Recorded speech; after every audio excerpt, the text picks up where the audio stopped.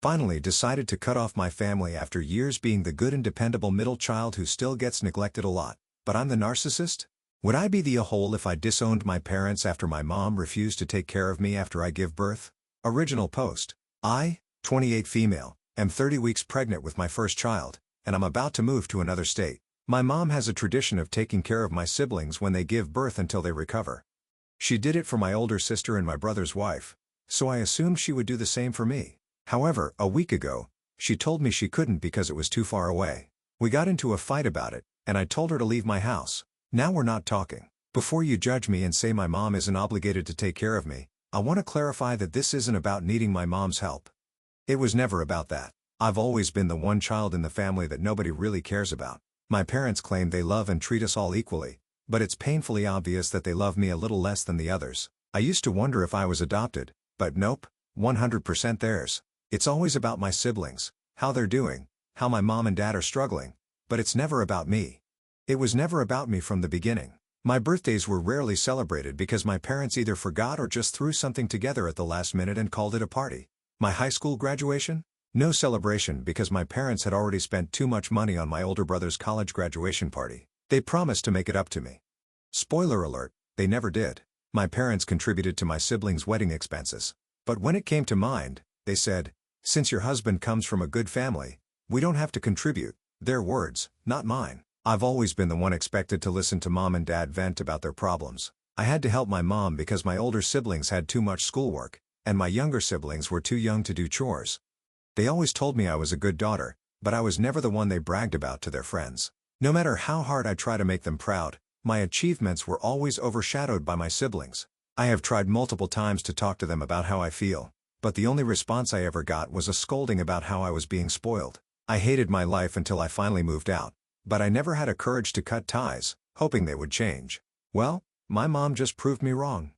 Mind you, my older sister lives an entire ocean away, but my mom had no problem taking a 10-plus hour flight twice to be with her. Yet somehow, a 4-hour drive to my home is too much, especially when I'm in a place where I don't know anyone except my husband. I'm so freaking tired of them putting everyone else above me. So I'll make things right between us before I leave because I don't want to end things on a bad note. But once I move into my new home, I will cut all contact. I don't have the energy for this anymore. Besides, I have my loving husband, and together we will build a new family, one where I am truly appreciated and loved for who I am. Note, I am the third of 5 children. Now for the top comments before reading the update, not the a-hole. Tell her you can't keep in touch. It is too far away. She has been overlooked and undervalued her entire life by her parents. Her feelings are completely valid. This isn't just about her mom not visiting after birth. It's about years of unequal treatment and neglect. I think she suffers from dependable child syndrome. Parents always think they can neglect the kids who seem fine and focus on the others. As someone who has been in a similar position, my parents sometimes forget I have feelings. Luckily, it's never been this bad. Not even 10% this bad. You don't even have to cut contact or block her. Just quietly quit. Don't initiate contact. Gray rock her when she calls or texts. Don't share photos of the baby saying you don't want them posted online. This way, she can't act like a proud grandma when she hasn't even met the baby. If anyone asks why you're shutting mom out, just act surprised and say, "What? I'm just busy, taking care of a newborn with no help." She knows my number and address. She's free to call, but I don't have time to listen to her complain about her life because, I have an infant to care for. She'll either make an effort to prove how little she really cares. Now for the update. A lot has happened since my last post. I tried calling my parents, but they had blocked me, so I couldn't reach them. Still, I was determined to get the closure that the younger version of me had always wanted. So I called my older brother and asked if we could meet up to talk about the situation. He immediately refused, saying you wouldn't meet with me after what I had done to our mother. He then berated me, calling me ungrateful and saying that mom was under a lot of stress and pain because of me. I told him it wasn't fair for him to assume I was the villain, especially since he had never experienced my point of view. I reminded him that they never treated him the way they treated me my whole life. He knew they treated me like their personal chef, maid, and therapist for years. Yet, they couldn't even give me the love and attention I longed for, not even once in my entire life. But he just screamed at me over the phone, calling me a piece of trash for saying that. He insisted that mom and dad treated us all equally and that I was just a narcissist who only thought about herself. I tried to speak, but my emotions got the better of me, and I broke down crying. He hung up on me. After that, I started questioning myself. Was I really the narcissist my family made me out to be? My husband was my rock through it all. He helped me process everything, though the doubt still lingered in my mind. I guess my brother told my parents I had called him because 2 days later, Dad called me. His voice was filled with remorse, and he asked me to meet at their house. I was hesitant, but I thought maybe, just maybe, we could work things out, and I could drop the idea of cutting contact even if Mom didn't want to help out.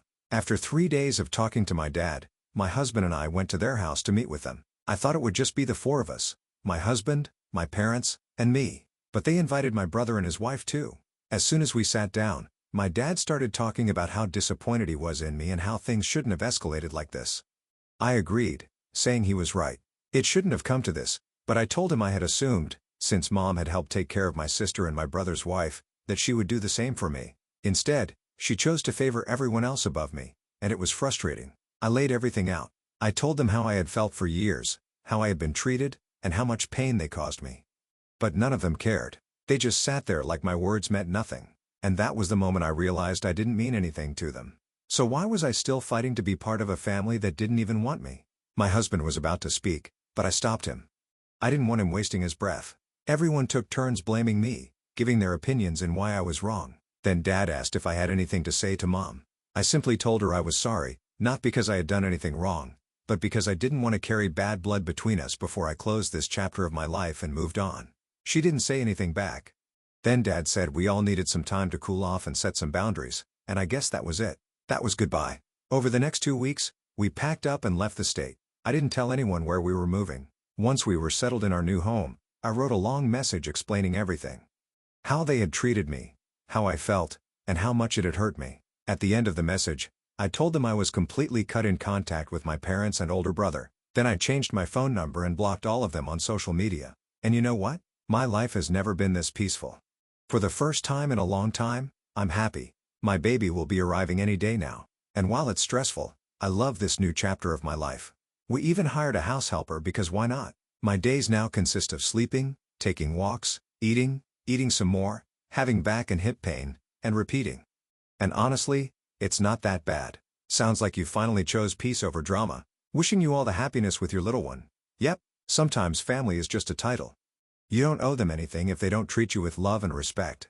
Blood doesn't mean loyalty. You gave them every chance, and they showed you exactly who they are. Now you get to build a family that actually deserves you. Wishing you nothing but peace and joy with your little one. You did right by cutting contact. It's good for you and your newborn to be healthy and away from dramatic people. The more you stay away from them, the more you will have your peace of mind, not the a-hole. Next story. Am I the a-hole for leaving my sister's wedding after she made me the butt of a family joke? I, 25 female, have always been the responsible one in my family. I helped raise my younger siblings, worked 2 jobs during college, and even financially supported my parents when they hit a rough patch. My older sister, Rachel, 30 female, has always been the family favorite. She's outgoing, funny, and everyone gravitates towards her. She got married last weekend, and that's when everything hit the fan. For context, Rachel has always had this playful habit of roasting me at family gatherings. It started with harmless jabs, like calling me Mom Jr. because I'd remind everyone to take their meds or clean up after themselves. I laughed it off for years, but at some point, it turned mean-spirited. She started calling me Miss Buzzkill, saying I didn't know how to let loose because I preferred reading at home over clubbing. Flash forward to the wedding, Rachel asked me to give a toast as her maid of honor. I thought it was a huge honor, so I worked hard on a heartfelt speech about her finding love and the bond we share as sisters. But when it was Rachel's turn to speak, she gave this whole jokey speech about the woman I've always looked up to as a reminder of what not to be. She then went on to jokingly compare me to a 1950s sitcom mom who probably schedules fun time. Everyone laughed, but I felt humiliated in front of 200 guests. Even my parents were cracking up. I wanted to keep it together, but after the speeches ended, I quietly excused myself to the bathroom to cry. When I got back, the jokes hadn't stopped. People at my table were still making comments about me being a buzzkill while pouring drinks. I couldn't take it anymore.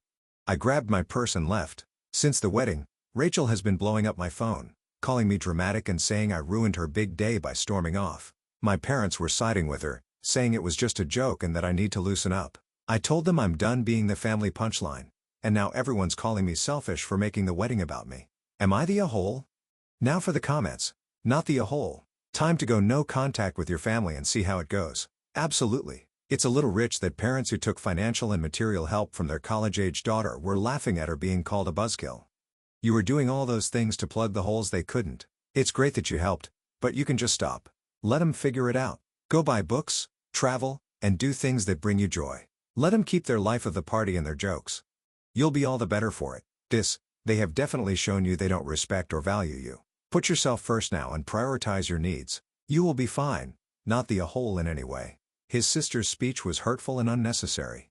Leaving was a way to set boundaries, so she shouldn't feel guilty for that, not the a-hole. When someone disrespects you as a person, you remove yourself from their presence. You know, this wasn't just poking a little fun. This was downright making you the butt of an ongoing joke. The fact that she would make her speech about you instead of the life in front of her with her new husband is despicable. She can find someone else to humiliate for her jollies from here on out. Last story. Am I the a-hole if I cut off my father if he stays with his girlfriend after she assaulted me? My father and I have always had a pretty good relationship. But to be honest, it has been strained since I had my first child about 9 months ago, as I haven't felt he's been very kind or supportive toward me. My husband, baby, and I recently visited him. He lives in a vacation spot, so we go every winter. His girlfriend, whom he has been with for a few years, moved in with him last year. She and I have always gotten along well, and I really loved her. I was even prepared to allow my son to call her grandma and encouraged my dad to propose when he told me he was considering marriage. To my surprise, only 3 days into our visit, his girlfriend came home from work and completely lost it at me right in front of my dad. She started screaming at me, accusing me of ridiculous things, and saying horrible mean things. I'll spare you the details, but, essentially, she is an almost 60-year-old woman who has never married or had children, even though she always wanted to. It seemed like she was angry that I have a child, and she never did. And she used me as a punching bag as a result. I felt like I was back on a school playground being bullied by the mean girl. Eventually, she got so angry that she came an inch from my face, screaming insults at me and waving her long fingernails near my face. This is when my dad finally stepped in. He had to literally grab her arms and hold her back to prevent her from attacking me. But she kept breaking free and coming after me, screaming and chasing me around the apartment. At one point, she aggressively ran toward the room where my baby was sleeping, screaming her head off and tried to open the door to wake him up. My dad grabbed her at the last second and stopped her. But when she tried to go into my baby's room like that, I knew there was no coming back from this. I knew at that moment, I could never be near her again. She also put her hands on me aggressively after I told her not to touch me. Throughout the entire altercation, I did not scream back or lay a hand on her. I tried my best to calmly defend myself. And my dad, who witnessed everything, agrees that I handled the situation as well as anyone could have. He admitted that her behavior was completely out of line, aggressive, and scary. Since the incident, I have not seen her, and I made it very clear to my dad that I will never go near this woman again, nor can I allow her anywhere near my child. When she ran toward my baby's room, it was one of the scariest moments of my life. I genuinely feared she might try to hurt him. I even considered calling the police and filing assault charges against her, but I ultimately decided against it because I generally try to avoid dealing with the police. The problem I'm having with my father is that despite everything, he has told me that he loves this woman and does not want to break up with her. Even though he witnessed the entire event and agrees that her behavior was unbelievably horrible, aggressive, and terrifying. As a mother myself, I cannot understand why he would want to stay with someone who assaulted his child. If someone ever did that to my son, I would leave them immediately and never see or speak to them again. I am so disappointed in my father for choosing to stay with her after what she did. The entire thing was traumatizing for me. It's been weeks, and I still haven't fully recovered. I told my dad that if he chooses to stay with her, I will have no choice but to cut him off. Meaning, he will also lose access to my son, his only grandchild. He says it's unfair for me to make him choose between us. To that, I told him that she is the one forcing him to choose because she's the one who attacked me. So am I the a-hole if I cut my dad off for staying with this woman? The fact that you even have to ask if you're the a-hole is wild. She assaulted you, tried to get into your baby's room, and your dad still wants to play house with her? Nah. Protect your peace and your kid. The reason I ask is because I was also abused by my mom my entire life and constantly feel gaslit by people. So I never know if what I'm doing is actually reasonable or not. My dad has been really trying to minimize what happened, and it's clear he's trying to gaslight me too, which is making me confused. I needed other people's opinions for clarity. Sounds like your dad is used to enabling the romantic partners in his life. I said the same thing to him, not the a-hole. Honestly, I still file a report. That way, you've started a paper trail. God forbid. But what if she shows up at your home or does something to your dad? At least there will be a record of her assaulting you. You know what? You're right. After reading your comment, I called the police department, and I'm waiting for an officer to call me back so I can file a report.